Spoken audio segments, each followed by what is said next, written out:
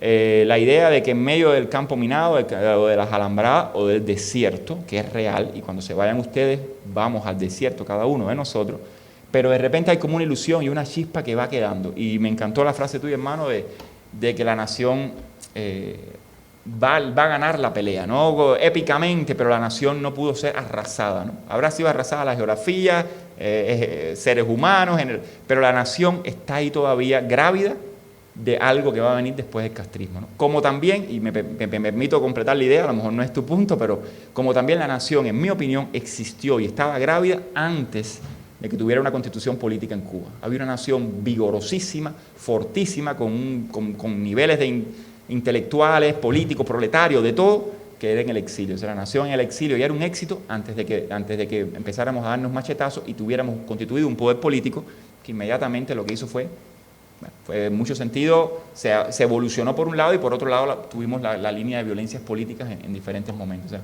la nación no ha podido ser devastada, como tal vez otros totalitarismos las han devastado completamente, y estoy hablando de los totalitarismos asiáticos, cosas así, ¿no?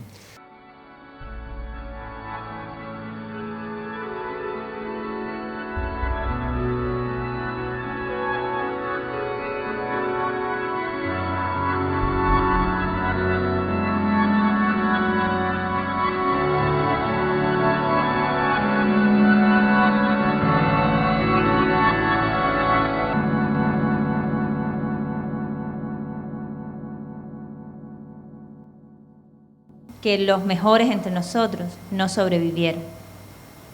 Y Will era un hombre bueno, ¿no? Y además todo el libro es diciendo que, es decir, él sobrevivió porque tenía un motivo para sobrevivir, ¿no? Que era contar la historia, escribir el libro. Y eso quizás hace un poco de referencia a lo que usted decía de la lotería, es decir, no todos los cubanos viven esa lotería. Es decir, le puede pasar a cualquiera por un problema de represión política, porque estás en el momento del lugar equivocado, está pasando Fidel Castro y se te ocurrió meter la mano en los bolsillos, ¿no? Como le pasó a una amiga y mamá que se le ocurrió meter la mano en los bolsillos y tenía una pistola aquí de pronto, ¿no? No dispararon, ¿no? Ya se salvó. Pero ¿cómo tú vas a meter la mano en los bolsillos cuando está pasando Fidel Castro por la caravana, ¿no? Pero bueno, el porciento de lotería en ese caso es más pequeño, ¿no? Lotería es los que se escapan del país en Barça todos los días, y no sé, hay más de 100.000 desaparecidos en 90 millas entre Cuba y la Florida, ¿no? Más de 100.000 cubanos que sus familias nunca más supieron dónde están, ¿no? No supieron si llegaron, si no llegaron, se lo comieron los tiburones, no supieron lo que pasó, ¿no? Y la lotería aumenta también cuando te atreves a vivir en la verdad, ¿no? Cuando te atreves a apostar por un cambio. Y muchas veces ni tan siquiera apostar como un cambio, ¿no? Muchas veces ni tan siquiera a jugar o a trabajar en el movimiento democrático cubano, ¿no?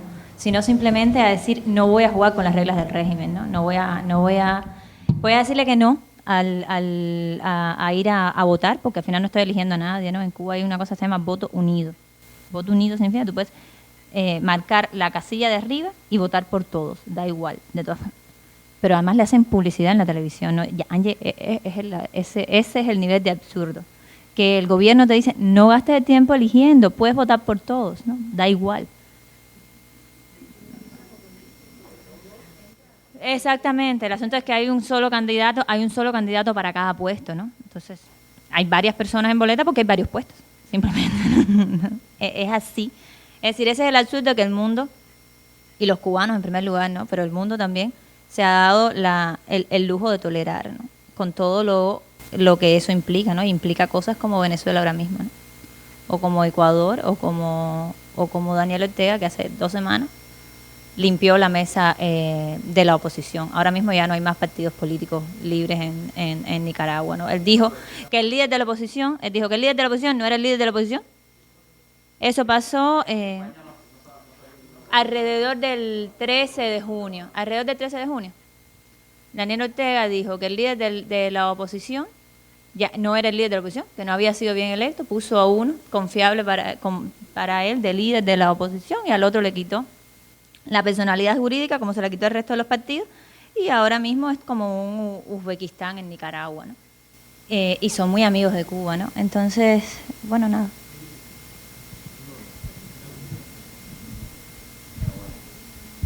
Pero happy, siempre happy, como dice Boris Ramírez.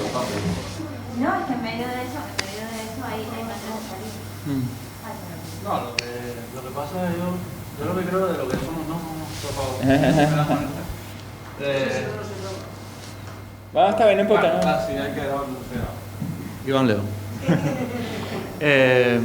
Lo que yo sí creo de lo que son reos todos los cubanos, conscientes o inconscientemente, es del miedo, eso sí. El miedo, esa visión que tenemos, que se tiene de Cuba desde fuera siempre como un pueblo alegre, un pueblo espontáneo, un pueblo instruido, todo eso. En realidad todo, desde mi punto de vista, son máscaras. Yo en ese sentido comparto mucho el pesimismo de Orlando, o sea, yo soy muy ácido en la visión que tengo sobre mí mismo y sobre nosotros como generación, nuestros compatriotas y todo eso. Y yo lo que creo que, bueno, que efectivamente todos los rostros que se ven, que son visibles del cubano, en el fondo son máscaras que están enmascarando, son escondiendo ese miedo con el que uno se educa. No es un miedo, no es ese miedo atávico que tenemos a la noche, a la cosa, ¿no? Esos miedos que son necesarios, forman parte de nuestra esencia como personas, ¿no? Pero, sino es un miedo completamente inducido por prácticas sociales, Yo recuerdo ser un adolescente, un crío de 12 años, que me gustaba el rock, y haber escrito en una libreta los nombres de unos grupos de rock, y por eso haberme buscado un problema que en aquel momento se me llamó, desde el instituto donde estaba, y me diversionismo ideológico. Claro, eso lo sabemos lo que es, ¿no? Eso lo sabemos los dinosaurios. Los más viejos, los abuelitos. Y entonces yo creo que esa es el caldo en el que como microorganismos, ¿no? Sociales vivimos todos. Es una especie de miedo. Y entonces, claro, en todo tipo de situación límite, el ser humano se adapta. Yo tengo que hablar de pornografía ya, porque yo siempre hablo de pornografía. Es un país sin pornografía, no somos Latin lovers, pero no tenemos sex shop, no tenemos revistas de erotismo. Somos los grandes Latin lovers, ¿no? Pero no sé dónde aprendimos, ¿no? Tú vas a los cibercafés que se han creado en La Habana o algunos institucionales, no sé, y la carta de ética, que cualquier europeo entendería, ¿no? Que tiene que haber una carta de ética de navegación, dice, no se permite el acceso a sitios pornográficos o contrarrevolucionarios. En la misma línea. O sea, es como que hay algo ahí que no sé quién lo escribió, pero está en muchas partes. Yo me puse a pensar, ¿no? Amor, hay un mensaje secreto ahí para mí, ¿no? Porque claro, el uniforme de alguna manera borra el cuerpo. Lo último que tú te imaginas es una orgía entre los verde olivo. Tú para hacer la orgía, bueno, pues te trasviste o te desnudas. Algo pasa con el cuerpo, te expones, haces fotos, eres impúdico, eres obsceno, pero no te uniformizas, ¿no? De alguna manera. Aunque bueno, pues, sabemos que también un cuerpo desnudo puede ser muy homogéneo, se puede borrar. Y entonces, yo recuerdo una anécdota, no solamente con las cosas de rock, que lo viví en persona yo, con las banderas americanas, el que pintaba una banderita americana, sino también con una paginita doblada, santa paginita doblada de Playboy, que además lo que tenía era una pobre muchacha ahí sentada con los senos, no era pornografía ni remotamente, una foto de una muchacha desnuda. Casualmente cuando estaba en el preuniversitario Cepero Bonilla, y he descubierto, lo considero hallazgo arqueológico, lo voy a compartir con ustedes, pero no lo usen. He descubierto 2 entrevistas de Fidel Castro Ruz en Playboy. Una en una edición maravillosa de Playboy del año 68, donde hay entrevistas a una pila de líderes políticos, y una en el año 86, que sí tienen muchachas en cueras y muchachas no sé qué. La entrevista de 15 páginas del año 86 la conservo, la compré por Amazon y se la enseño a los muchachos en la Academia Norteamericana, ¿no? A ver si me votan por harassment o algo, ¿no? Sí, no se asusten, es una Playboy. Gentes en Cuba eran considerados, imagínate, adolescentes que querían ver, era adolescente, 15, 14 años, ni sabían lo que estaban haciendo, pero alguien trajo del extranjero una página prohibida de algo en el momento que no sabemos si a Fidel Castro le dieron $1 millón por una entrevista en Playboy. Que además tiene excelentes entrevistas, por supuesto, con los que conozcan un poco de Playboy, Roberto Bolaño, Malanga, y supuesto habían dado excelentes entrevistas en una revista que además ahora va a cambiar hasta su perfil. O sea, lo pobrecito que éramos. Pensábamos que estábamos teniendo algo tremendamente prohibido, que no sabíamos ni nombrar. Y era una revista donde nuestro comandante en jefe publicaba una entrevista, eso es factual, la pueden descargar de Amazon por $5. No te pienses que es un objeto de culto, ¿no? Y entonces todo era así como que qué pobrecitos fuimos. Búscala, es muy linda la revista, ¿no? La entrevista es muy buena además, por supuesto, le hacen todo tipo de preguntas, los americanos fascinados con Fidel Castro y cómo él va pandeando, ¿no? Las diferencias entre la democracia occidental, que sabemos que está llena de mierda, y la diferencia popular que teníamos en Cuba, y la democracia popular que tenemos en Cuba, y cómo él va pandeando eso en las páginas de Playboy, ¿no?